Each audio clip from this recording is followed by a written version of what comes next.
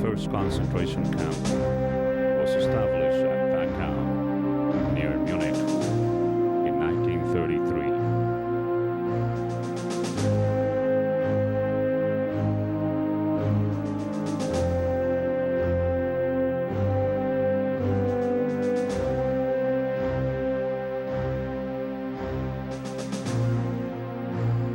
During the war, with the occupation of a large part of Europe, the decision to annihilate the Jews, the appearance of national resistance movements, the first defeats, and the requirements of the world economy. The concentration camp system underwent an enormous expansion.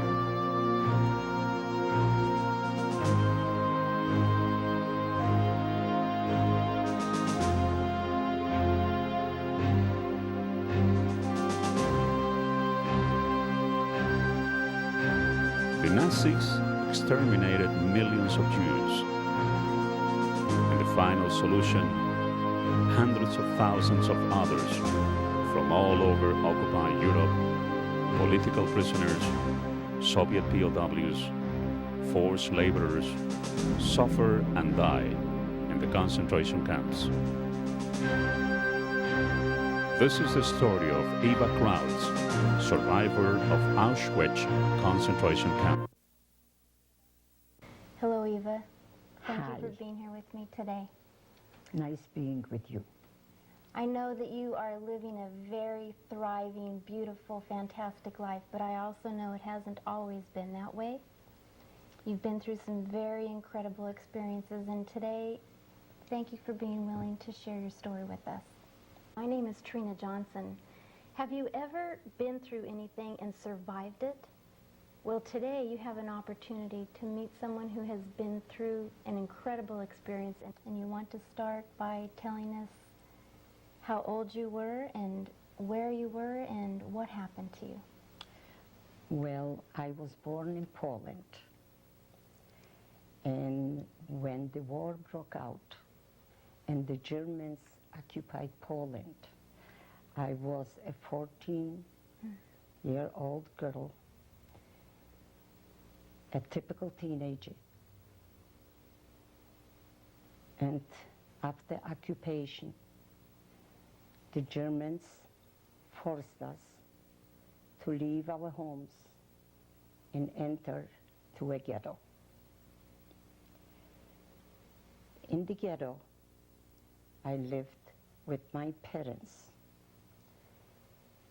under difficult circumstances, but it's pale to compare what I went through in the concentration camp. In 1942, the Germans entered to our courtyard, and under gunpoint, we marched to a marketplace. My mother was 36. My little sister was 6 years old, and my father was in back of us, and he was 50. My mother was holding on to my hand and to my little sister's hand. Until today, I don't remember what my little sister asked my mother to give her. So my mother let my hand go, and I was pushed and shoved on the right, and they were on the left. I was screaming, and I wanted to go to my mother, and the chaos, the shooting, dogs barking. I will never forget that morning that the people did not let me go to the other side because they were afraid that I will draw the attention of the Germans and they will try to shoot on our side. So they were holding me back, and this is how I was separated from my family. I was left alone. By that time, I was 16 and no place to go. So I went back to an empty apartment with nobody there for me. And I didn't know where to turn. So I happened to see a friend and told me that there is a place where I can go and work for the Germans, and it will be saved. So I did go to this place, and I worked there for the Germans. One day, they liquidated this working place, and we were sent back to the ghetto. Being there in the ghetto, I lived with a family. One early morning, a friend of that family told him that the next morning they will have a segregation again, and they will come and liquidate the ghetto. So that family asked me to go with them in hiding. We went to an attic in our city, in Radom in Poland. And we were in that attic, but that attic had another little opening that we could go into another attic. So when we heard the Germans coming up to the attic, we heard the footsteps, and we were all very scared. And one of them tried and looked there, and he said, "There's something there." And he started to go up to the place. The other called him out, and he said, "Come on, there's nobody there." This is how I escaped from the first time when I escaped, when I was pushed to the other side.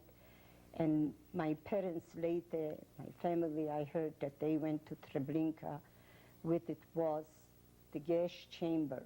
Nobody really survived Treblinka. And this is how I escaped the first Aussiedlung. And then when I was hidden in that attic, and we were spared. Then the following day, we heard my friends mention that there is a camp not too far from our town, that we could go to that camp by the name of Pionki. So I did go on a truck. They took out so many people from that ghetto, and I went to Pionki. There I worked in an ammunition factory.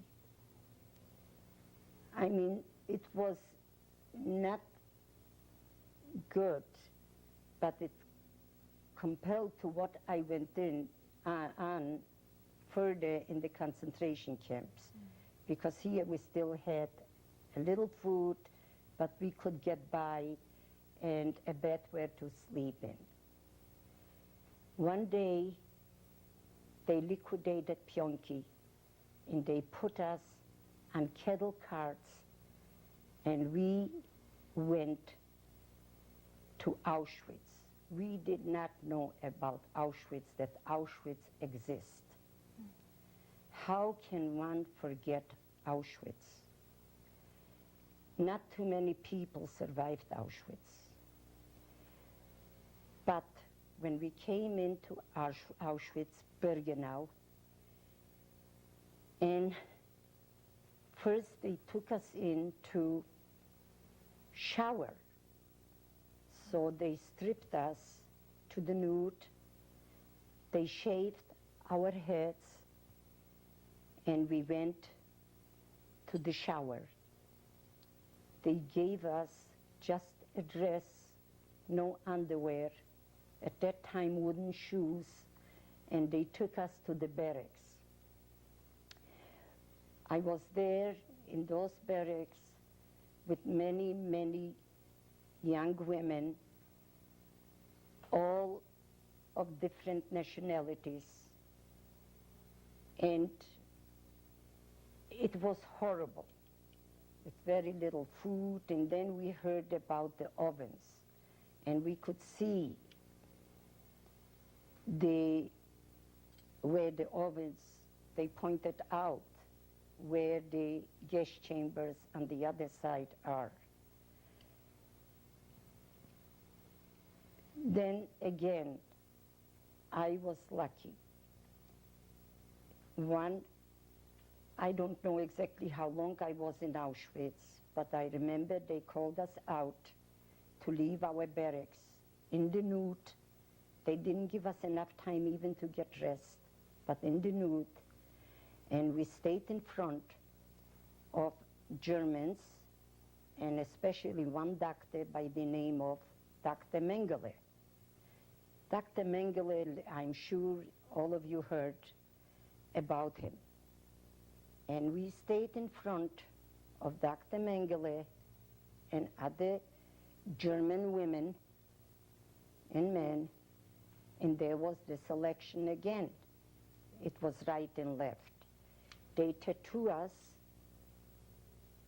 that this is my number,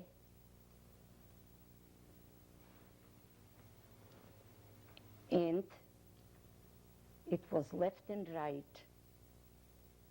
and they took us in back to the sauna, to the showers. We showered again. They gave us prison dresses, striped dresses, shoes, no underwear, and they put us on trucks into Germany, because Auschwitz is Poland.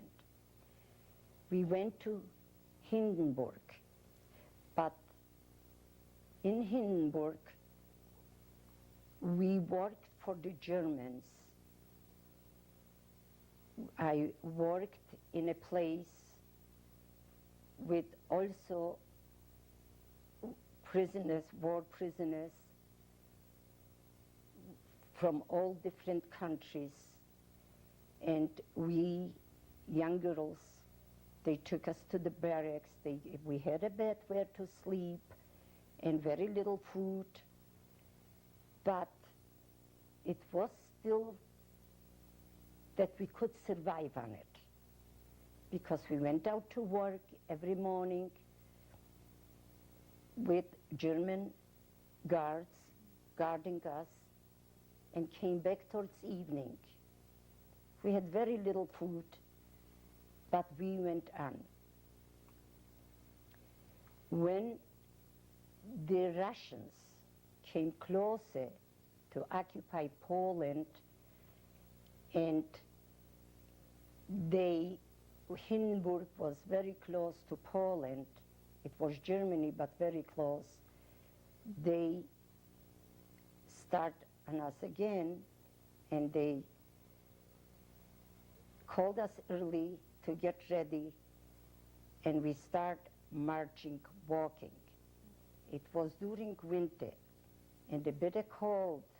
We walked with very little food. So many on their way to the trains died that they could never make the walk. Towards evening, we went to barns.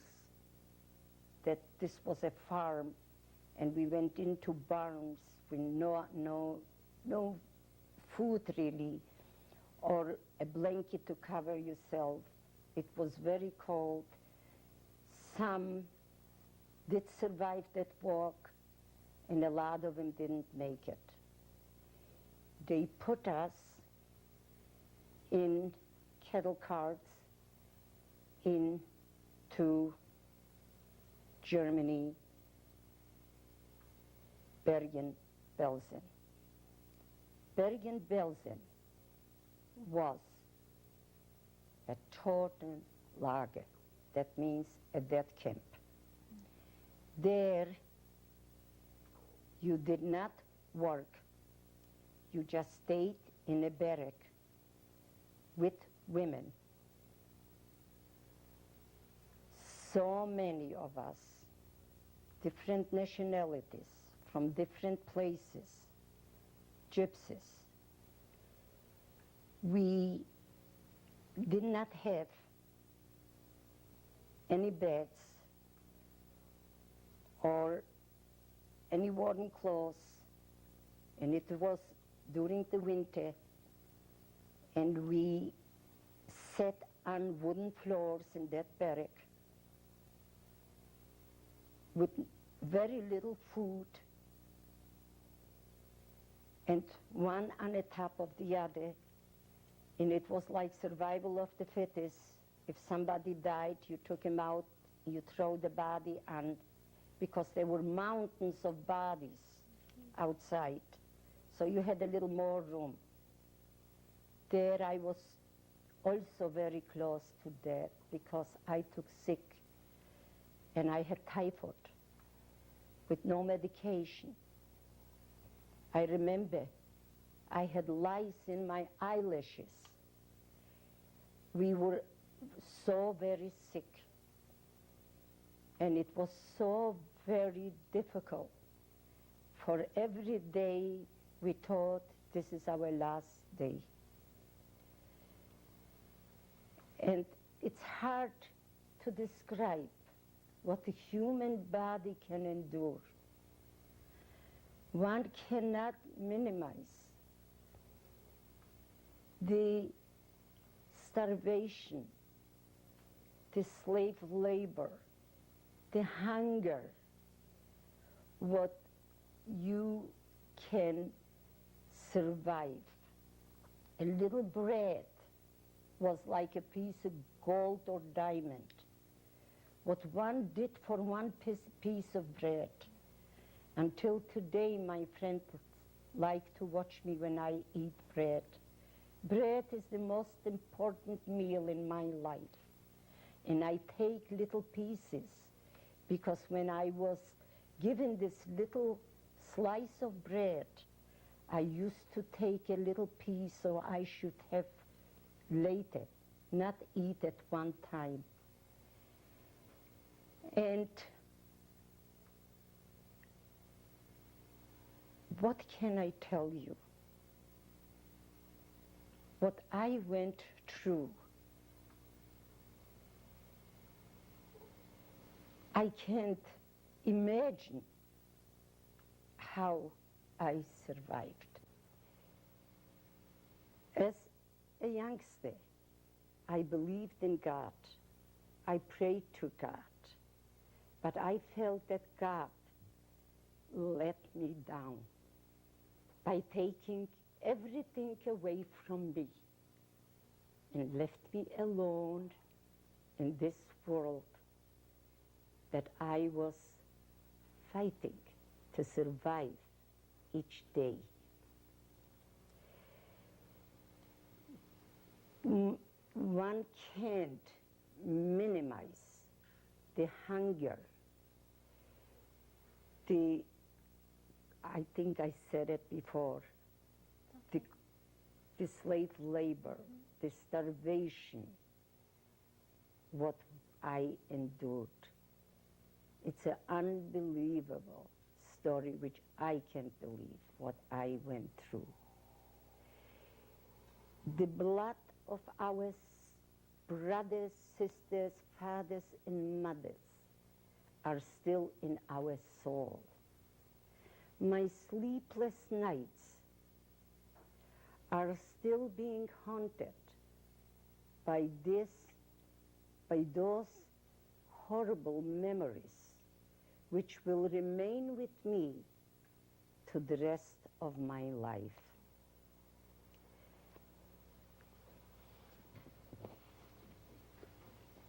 Well, that's why I feel that we must remember the dead and educate the living.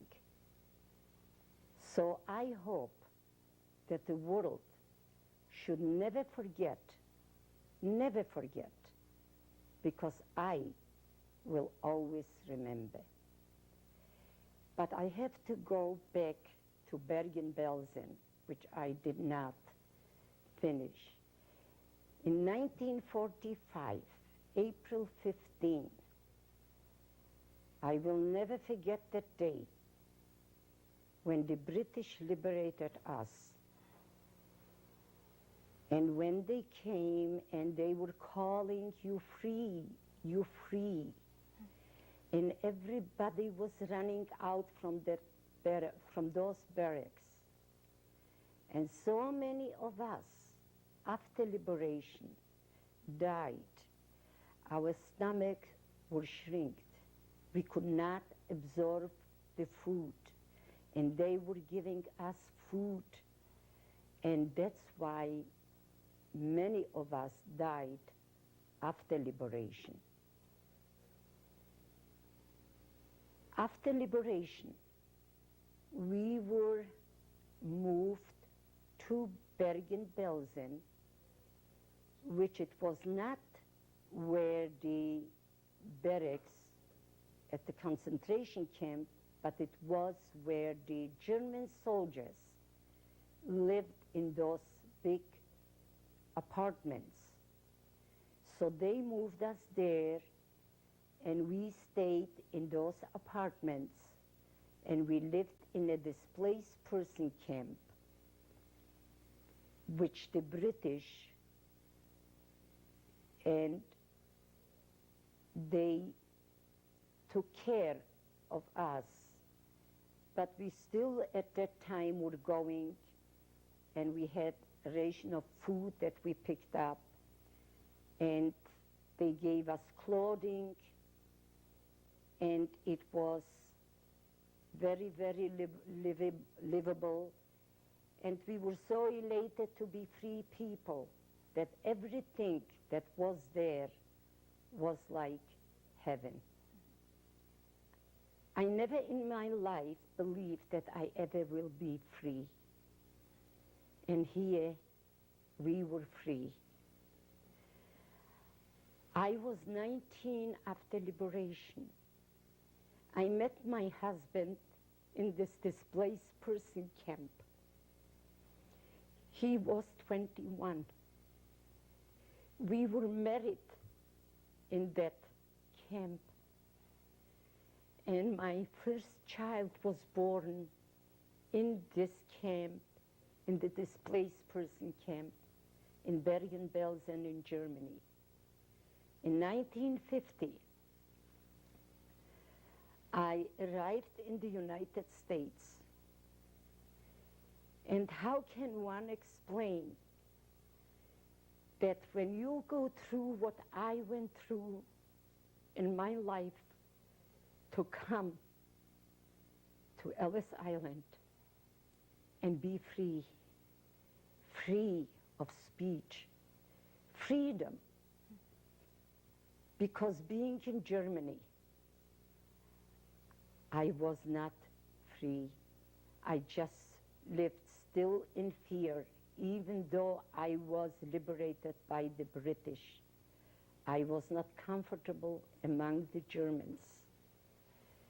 So when the immigration was open to us, I immediately signed up to come to the States. And we made a life for us in the United States.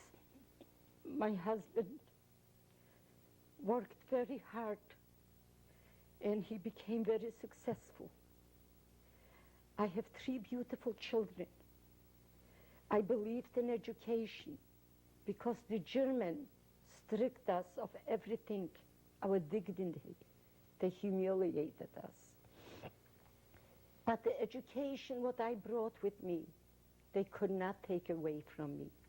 So I believed in educating my children.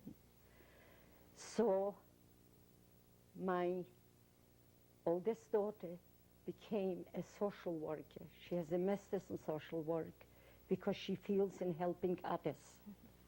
I instilled in her a good heart in all my children. I'm very proud of them because they are all wonderful people. My daughter is a lawyer. My son is a lawyer. My grandchildren are very educated. I have beautiful grandchildren. And I thank God for every single day.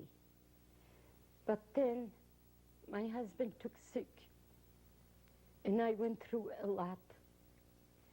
And he passed away 10 years ago. He had lung cancer. But I'm a survivor, because I'll never forget when my daughter had breast cancer shortly after I lost my husband. And I took sick, and I went to the emergency in UCLA in Los Angeles. And the next morning, I saw this doctor, and she wanted to know, because she felt this was all too stress. And I told her what I've been through, losing my husband, being a survivor, my daughter sick with breast cancer now. And I